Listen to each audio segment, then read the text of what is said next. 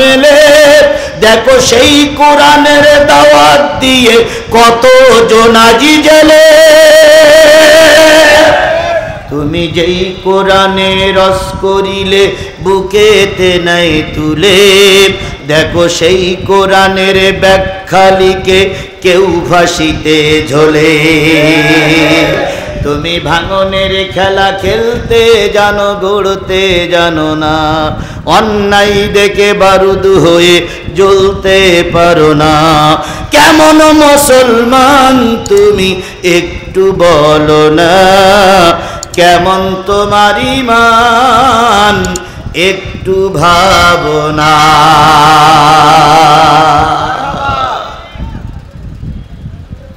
ইমামে আজম আবু হানিফা রাহমাতুল্লাহ আলাইহিকে জেলে ঢুকানো হলো। প্রতিদিন সরকারের দলের কর্মচারীরা এসে 80টা করে বেত্রাঘাত করে। সত্য হলো সরকারের আইন মেনে নাও। ইমামের পিঠে দাগ পড়ে গেল, রক্তক্ষরণ হলো, ঘায়ের গায়ে পোকা হলো। ইমামে আজম আবু হানিফা এখন আর সোজা হয়ে শুইতে পারে না। সারা রাত একবার এই পাশ একবার ওই পাশ করে, এভাবে করতে করতে করতে করতে বেশ দিন চলে গেল। রক্তক্ষরণ হলো, ঘা হলো, পুজ রক্ত বাহির হলো। এবার ইমাম সাহেব যখন ক্ষতবিক্ষত অবস্থায় জেলখানার ভিতরে, সেই সময় সরকার বাহাদুর জেলখানার ভিতরে আসলো। জেলখানার ভিতরে এসে বলল, জেলখানার ভিতরে সত্য দিতে এসেছে, হয় আমার কথা মানবা, নতুবা তোমাকে মেরে দেওয়া হবে, ফাঁসিতে দেওয়া হবে। এই কথা ইমাম সাহেবের মা শুনতে পেয়েছে। ভালো করে খেয়াল করুন, ইমান কারে বলে, ওই কথা ইমাম সাহেবের মা শুনতে পেয়েছে। ইমাম সাহেবের মা জেলখানায় চলে এসেছে। সরকার বাহাদুর যখন জেলখানায় ঢুকেছে, ইমাম সাহেবের মা তখন জেলখানার জানালায় এসে ধরে দাঁড়ায় আছে। এবার সরকার বাহাদুর যখন ইমামকে ঘুম থেকে জেগে যখন ইমামের সঙ্গে কথা বলতেছে, যখন সরকার বাহাদুর বলতেছে, ও ইমাম সাহেব, ইমামে আজম আবু হানিফা, আপনি হয় আমার কথা মেনে নেবেন, নতুবা আপনার কাল্লা আলাদা করে ফেলা হবে। ওই সময় মা বাইরে থেকে ডেকে বলতেছে, আবু হানিফা আমার দিকে একবার তাকা। মায়ের দিকে তাকালেন। মা তখন ওই জেলখানার জানালা ধরে বলতেছে, বাজান রে, তুই যদি জালেম সরকারের আইন মেনে নিস, কিয়ামতের দিন আমি তোর সন্তান বলে পরিচয় দেব না। এরকম মায়েরও প্রয়োজন আছে না নাই? আরো জোরে বলেন, আছে না নাই? আজকে সন্তান যেমন, মা যদি ওরকম হতো, তাহলে আমার দেশে কোনো অনাকাঙ্ক্ষিত ঘটনা ঘটত না। ইমাম আজম আবু হানিফা রাহমাতুল্লাহ আলাইহি জালেমের কথা মেনে নিলেন না। উনি ওনার কথার পরে অটল থাকলেন। মাও চলে গেল, মনসুর বাড়ি ফিরে গেল। 2 দিন পরে ওনার খাওয়া নাই। 2 দিন পরে জেলখানার থেকে যারা দারোয়ান আছে তারা কিছু খাবার নিয়ে আসলো। ইমাম সাহেব বুঝলেন এই খাবারের ভিতরেই বিষ আছে, এই খাবারের ভিতরে বিষ মিশ্রিত আছে। ইমাম সাহেব তখন চিন্তা করলেন এই খাবারে বিষ আছে। তিনি খাইতে চাইলেন না, জোর করে তাকে খাওয়ানো হলো। জোর করে খাওয়ানোর পরে উনি এবার চিন্তা করলেন, এই আমার জীবনের শেষ খাওয়া, এতেই তোমার মৃত্যু হয়ে যাবে। তখন উনি সেজদায় পড়ে ডুকরে ডুকরে কাঁদতে লাগলেন আর বললেন, মালিক, হক কথা বলতে বলতে বিষ পান করে ওরা আমাদের মেরে দিচ্ছে, দুঃখ নাই, তবুও যেন আমি হকের থেকে দূরে সরে না যাই।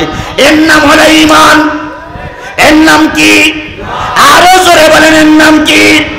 এই ঈমান যদি আমরা তৈরি করতে পারি, আল্লাহর কসম, সরকারের জালেম সরকারের বুলেটের মুখেও আমরা ময়দান ছেড়ে চলে যাব না। এরকম ইমানদার লোক যদি 10 জন হয়, ফাসেক জালেম যদি 100 হয়, 10 জনের কাছে 100 টিকতে। এরকম ইমানদার লোক যদি 100 হয়, জালেম ফাসেক যদি 1000 হয়, 1000 লোক 100 জনের মোকাবেলায় টিকতে। এই জন্য আল্লাহ পাক আমাদের সবাইকে ইমানের মজবুতি দান করুক। সকলে বলুন আমিন। আর একটু জোরে বলেন আমিন, আরো জোরে আমিন। লা তাখাফু ওয়া লা তাহজানু, তোমাদের জন্য কোনো ভয় নাই, তোমাদের জন্য কোনো চিন্তা নাই, তোমাদের জন্য রয়েছে আল্লাহর সুসজ্জিত জান্নাত। আব্দুল আজিজ দেহলভী নাম শুনেছেন আপনারা?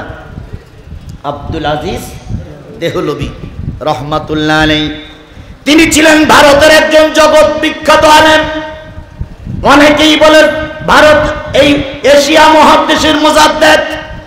আব্দুল আজিজ দেহলভী রহমাতুল্লাহ আলাইহি যখন জন্ম নিলেন তখন ভারতবর্ষ ইংরেজদের দখলে ছিল।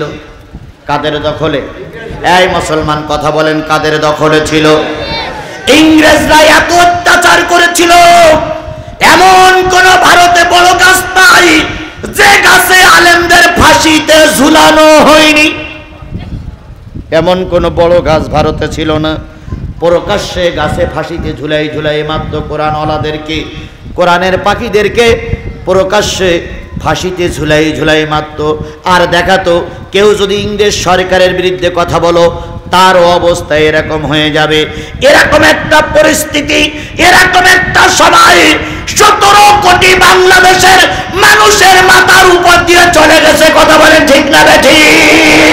হক কথা বললেই আইনা ঘর, হক কথা বললেই রিমান্ড, হক কথা বললেই গুম হওয়া লেগেছে।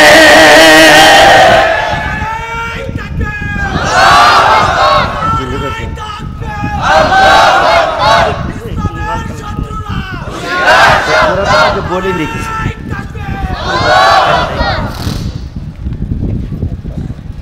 যে কয়জন চলে যাচ্ছে, ওই যে 3-4 জন উঠেছে হুজুররা। আমি কি একবারও কোনো দলের কথা বলেছি?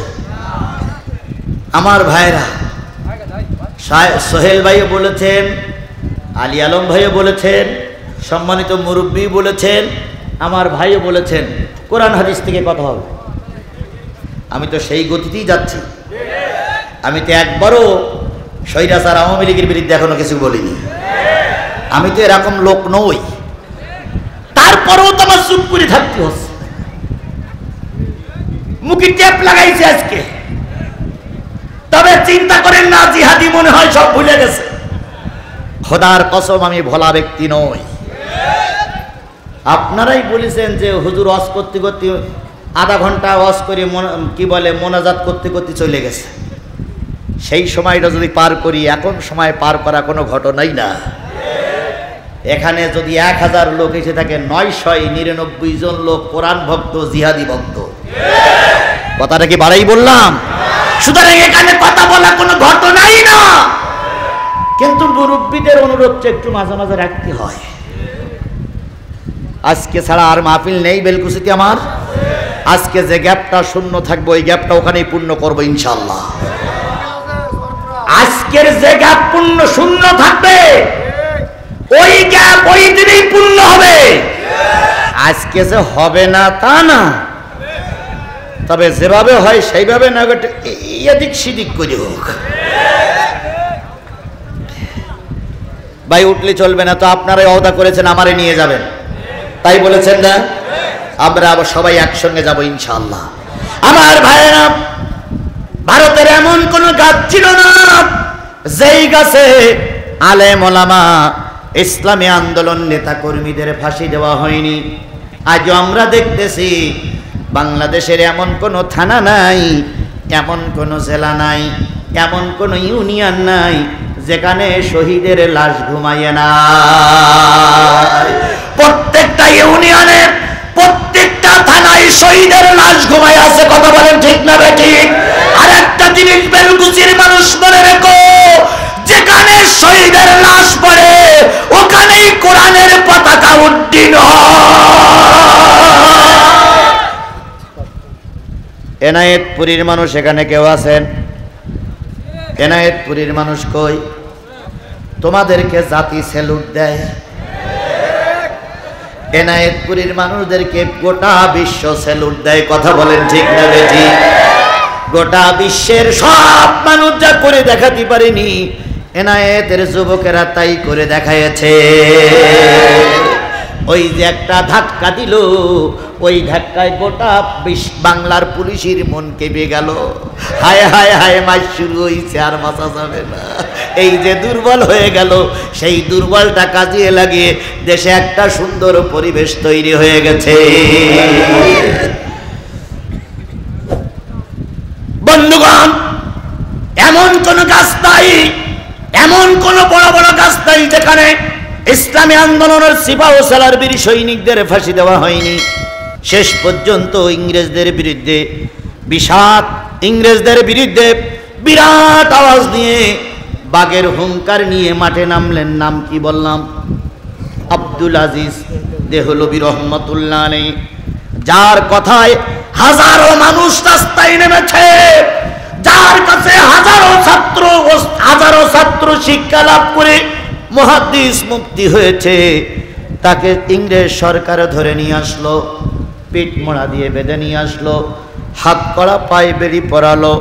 ইংরেজ সরকার যখন ধরে নিয়ে আসে, আব্দুল আজিজ দেহলভী বলতেছে, আমার অপরাধটা কি? ওনারা বলতেছে, অপরাধ একটাই, আপনি ইংরেজদের বিরুদ্ধে কথা বলেন। ওমা নাকামু মিনহুম ইল্লা আয়ুমিনু বিল্লাহিল আজিজিল হামিদ।